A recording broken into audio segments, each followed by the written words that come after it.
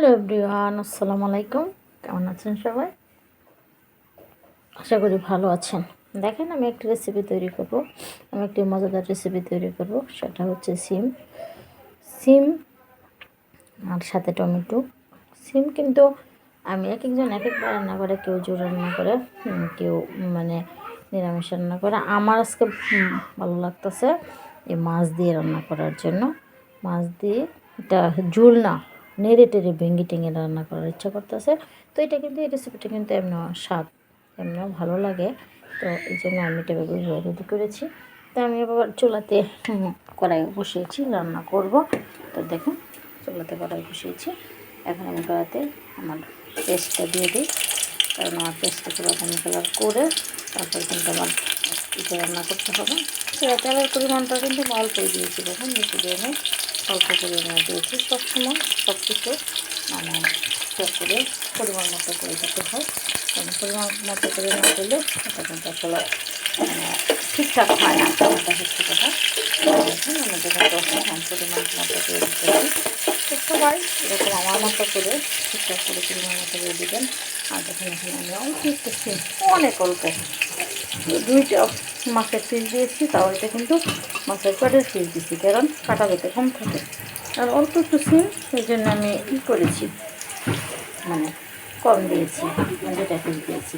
তো এই দুটা পিসের করে এই পরিমাণ মতো করে। সিমে কিন্তু অনেক মশলা লাগে না, এটা কিন্তু আপনারা ভালো করে মাথায় রাখবেন। সিমে কিন্তু সিম, লাউ এগুলোর মধ্যে কিন্তু লাগে না, মানে মশলার কম, একেবারে কম লাগে। তো আমি মাছের আন্দাজ করে আমি মশলাটা দিয়েছি। এখন দেখি এই যে কালারটা হয়ে গেছে। এখন আমার এই মাছটা দিয়ে দিই, আর এটা দিয়ে দিই।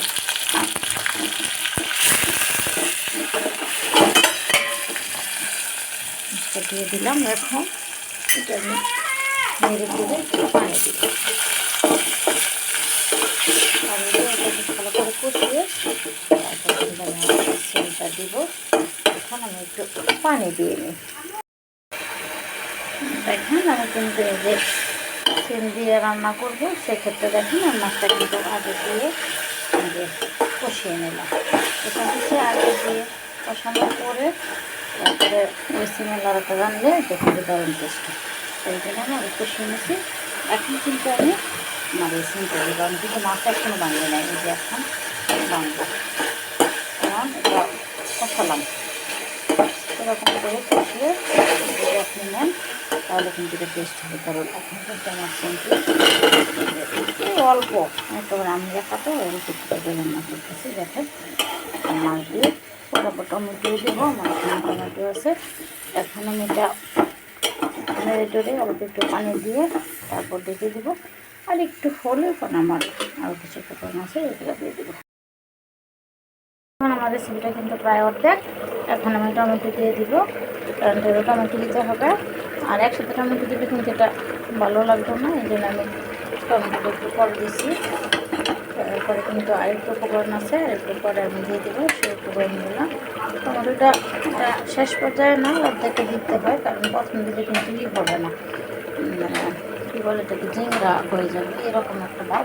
তো এই জন্য অর্ধেক হলে তারপরে কিন্তু দিতে হয় টমেটো। এই জন্য আমার অর্ধেক হওয়ার পরে আমি টমেটোটা দিয়েছি।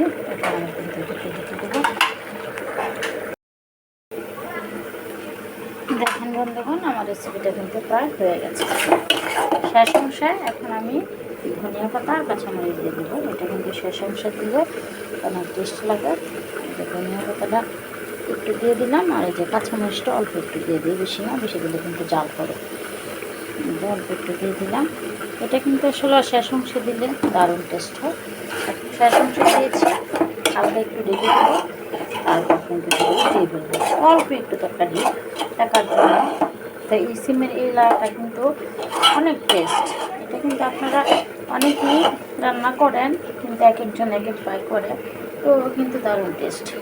আপনারা রান্না করবেন, হলুদ কম দিয়ে অনেক টেস্ট লাগবে। এখন হালকা একটু ডেকে দিয়ে তারপর উঠিয়ে ফেলবো, কারণ যে পাতাগুলো দিয়েছি এটার গ্রানটা যাতে আমার সবজিতে যায়।